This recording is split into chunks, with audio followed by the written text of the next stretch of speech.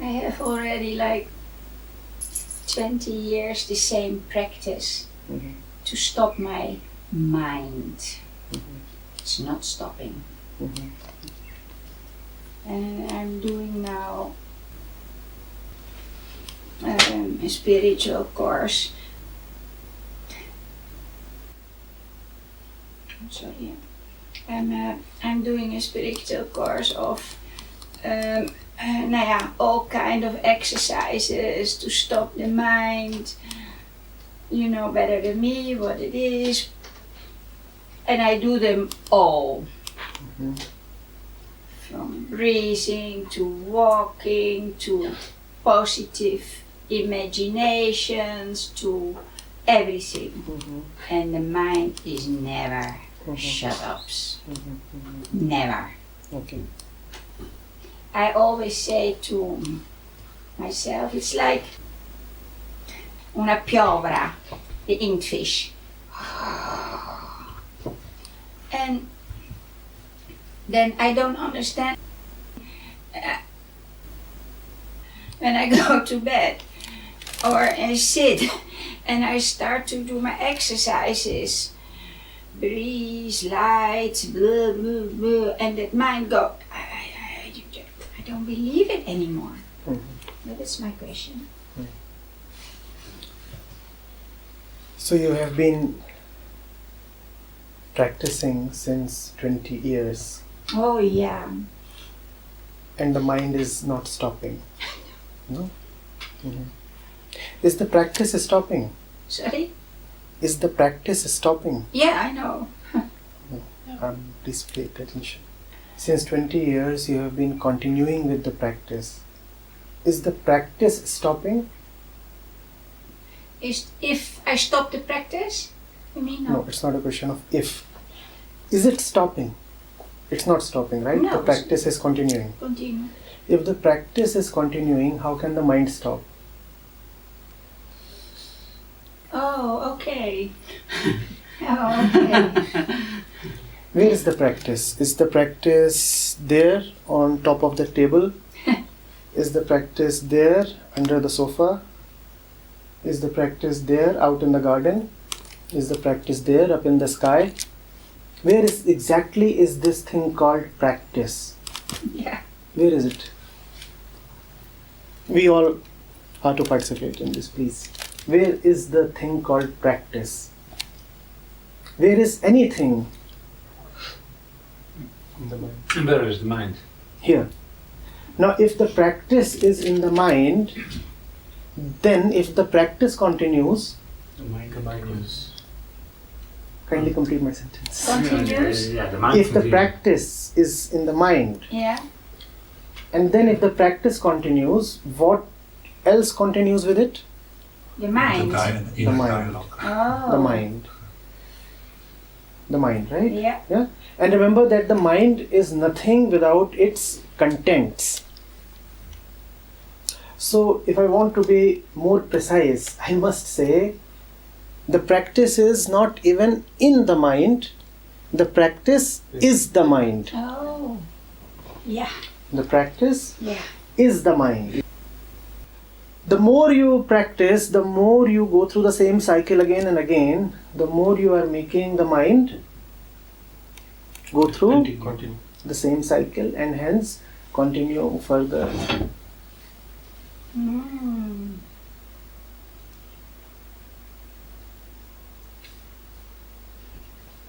Yeah, different view, eh? Yeah.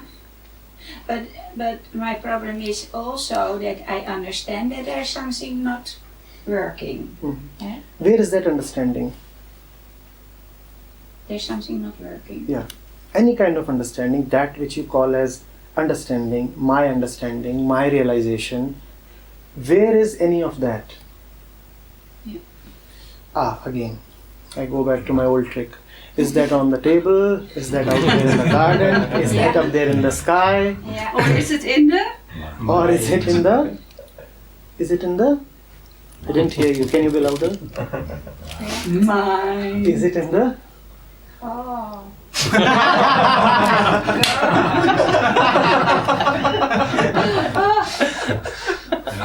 I'm not happy, so 20 years old. Waste of your Welcome to the club, Milind. But I try also drugs. I mean, I do my exercise. It's not helping. And I take a little bit of, chemicals. You see the bird flies. And that's helping. Yeah. If you listen to the song of the birds, you see how the leaves are dancing there. You see that? That's exercise. You'd never find an obese tree. You'd hardly ever find a bird with arthritis because it can't carry its own weight. They fly, they flap their wings, the fish swim, right? The deer run about. They exercise. But is that a planned, organized, cultivated exercise? Or do the deer actually leap around in joy? Yeah, fast. It's a plan. It's not a pre-organized plan. It's It's not a just what they do pre-organized out of They do out of their nature. instincting nature. Out of their nature, right? Yeah. It arises from within, right? There's Joey here. Yeah. Up and down the stairs you see him. Up and down, up and down, up and down, up and down. And he's not fat. Yeah, And he does not need mind control. Or does he? It doesn't need any choices, Doesn't can't need any be controlled. choices. Control. Thank God. Right? any doubt. Anyhow, and he remains fit. This kind of exercising really helps him without even him wanting to be helped. Yeah. Now look at the kind of exercises that we indulge in. We have a set schedule. You never? We have a set schedule. Yeah, schedule. We know what kind of exercises. We know for how long. We know where. We know how. We know what. We have predetermined everything in advance. Does the bird do that? No. So you mean to say we humans do that? Yeah, exactly. Oh yeah. Oh, what an eye opener. Eh? Yeah. Now, if we are exercising as per a schedule or a plan, where is the schedule or the plan? Okay. On the table. Yeah. On the there. Where is the schedule? Or is it? Or is it here? Where is the schedule? You mean from the bird and the plant? No. I mean your schedule. If you have a schedule to exercise or read or write Oh, my or dance, schedule is always here. always here. So And what is that? schedule, which is supposed to remove the heaviness of the mind, Yeah. is itself the The problem. heaviness of the mind. You're trying to have a Yeah. schedule to lighten your mind, to remove all the burden from the mind, but the schedule itself becomes the content of the mind, or does it not? Yeah. Yeah. Does it not? Yes, yes. Yes.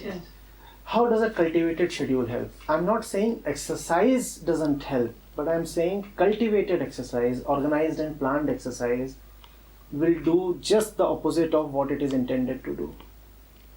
If you are aiming at cleansing and clearing the mind. However, if you are aiming at getting fitter with respect to the body, then planned exercise can help. Then it can surely help.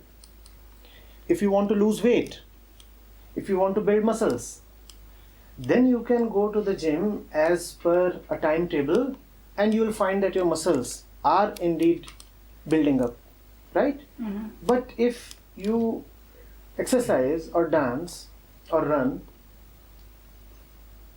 to take care of the mind, then this running must be spontaneous. Yeah. Then this exercise must be like the exercise of the deer when it leaps around. Oh, we saw beautiful deers, a couple of them yesterday evening. And I'm pretty sure they were not going around with a timetable in hand or an itinerary. On the table. They didn't even have a GPS, which way to go, which way not to go. They would look at stuff and just jump. They don't know where to go. They have no thought about it. Have we come to something now? They have no thought about it. Whatever we do is a product of Thinking. thinking, thought. Mind. So thought comes first, and from the thought follows the action. And such an action would never be able to relieve the mind of thought, because this action is firstly itself a product of thought. That which is coming from thought, how can it remove thought? Where's thought coming from? Now where is thought coming from? Wonderful. As you sleep, do you think? Yes. As you sleep deeply? No, no. No. Okay. As you sit here in deep attention, would you think, maybe not at the beginning of the session, this question pertains more to the point when you have immersed yourself in the session. Would you still think, when you are really present in the session No. and we are interacting and you are listening or saying something, would you still be continuing with the inner chatter? No. Would you be? Probably you can. No, You me. never know, but Less. And then there's spontaneous following of what is being said or presented, or yes. subtly, whatever.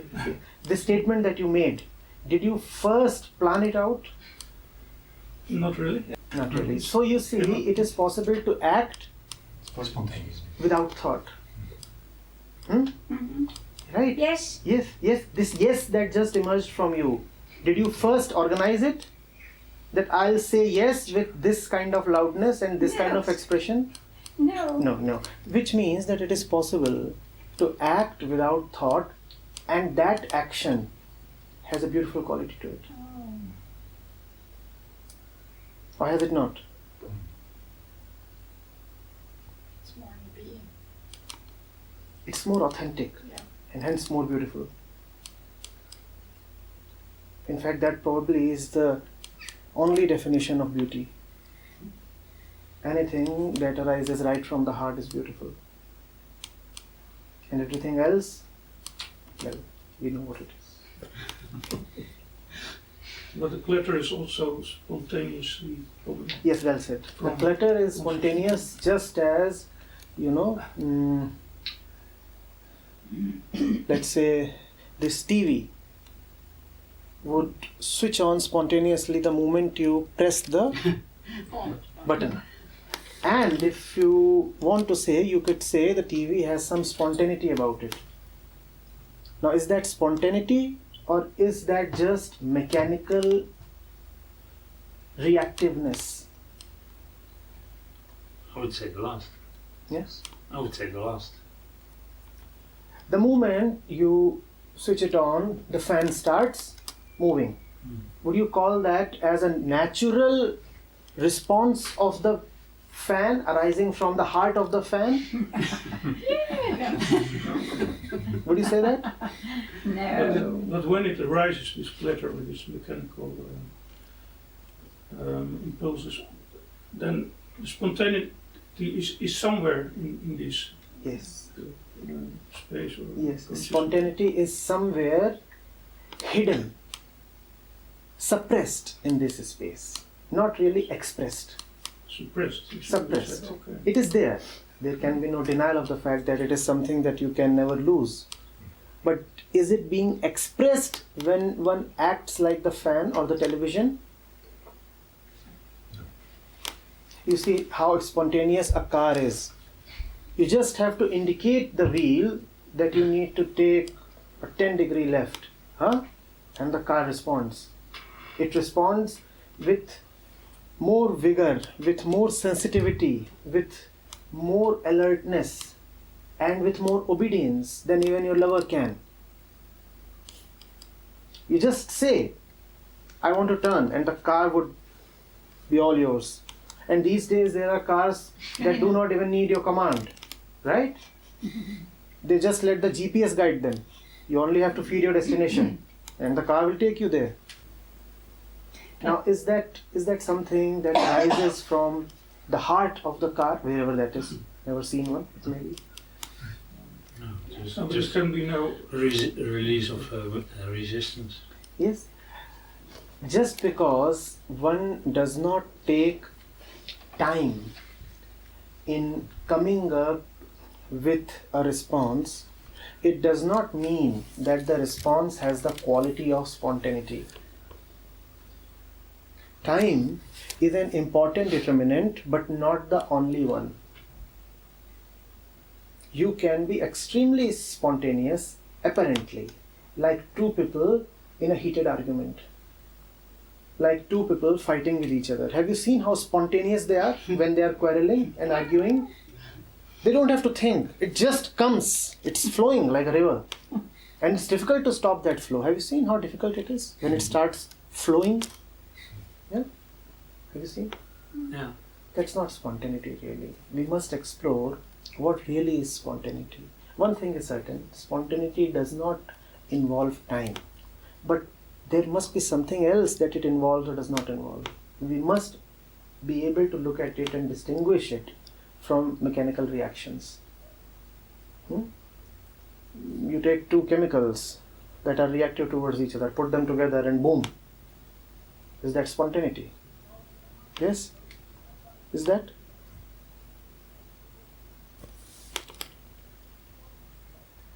What then does it mean to live not by thought, not by organized practice, but spontaneously? Go back to our childhood. Skip the raising of the people. Skip that whole part and go back to our childhood. Then we're back. So instinctively you Should have be. connected spontaneity to childhood. It's interesting. Maybe we could explore more of this. How is spontaneity related to childhood, and how does one really go back to his childlike nature?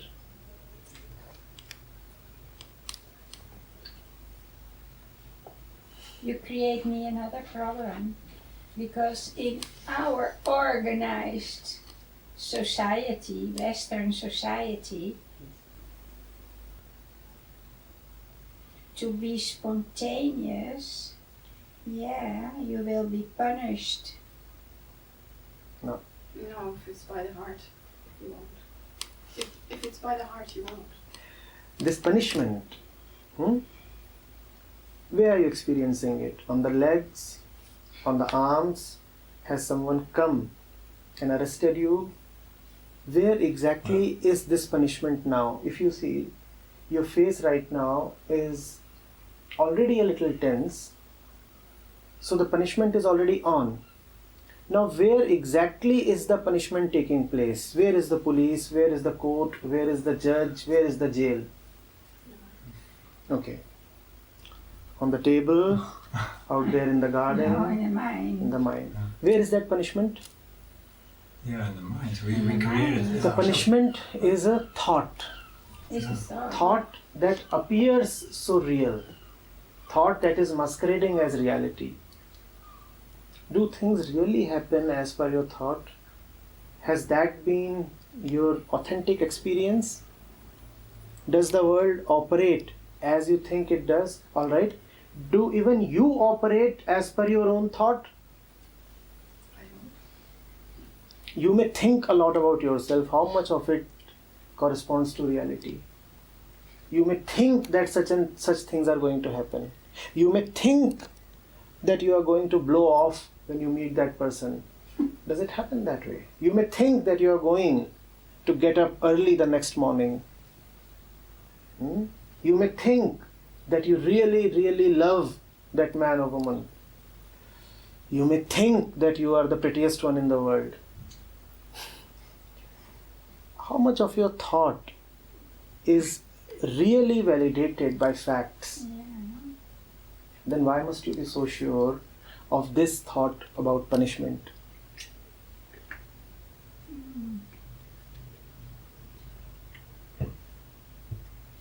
It's a condition. Yeah. So, And experience And of experience the past. of the past. Now, does the past really repeat itself? Do you see that happening? Mhm. And if it does, does it not repeat itself only for the one who has not changed? You see, climate repeats itself, right? Ze denken wat ze moeten krijgen wat ze kregen. Man. Climate repeats itself. So let's say the month of January, it snows. 2015, it snowed, and you really loved it. You played around in the snow and such things, right? Experience. Snowfall is good. Snow is enjoyable. Experience. Come 2016 and you are in a very bad shape. Diseased, sick, weakened. And now when snowfall happens, would it still be enjoyable? Would playing around in snow still be possible? No. Would the experience then repeat itself even if the external condition is the same? Would it? Experience therefore repeats itself only if the experiencer remains the same. Oh. Experience repeats itself only if the experiencer remains the same. If the experiencer has changed, the experience cannot repeat itself, which means your past experiences Yeah. cannot really be an indicator of the present if you have not been, if you are not what you have been in the past. If you have changed, your experiences too will change. Yeah? You do not know a man, and you look at him in the crowd. One experience, right? The same man you look at after 2 months of courtship. Now you have been seeing him, meeting him, dating him, and now you look at him wearing the same dress in the same crowd. Let's say same day of the week, same time. Would your experience on looking at him be the same? No. Would the same thing arise?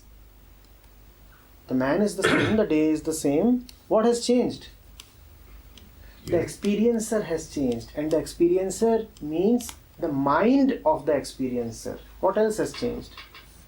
Your arms, your eyes, your nails, they haven't really changed. It's the mind that has changed.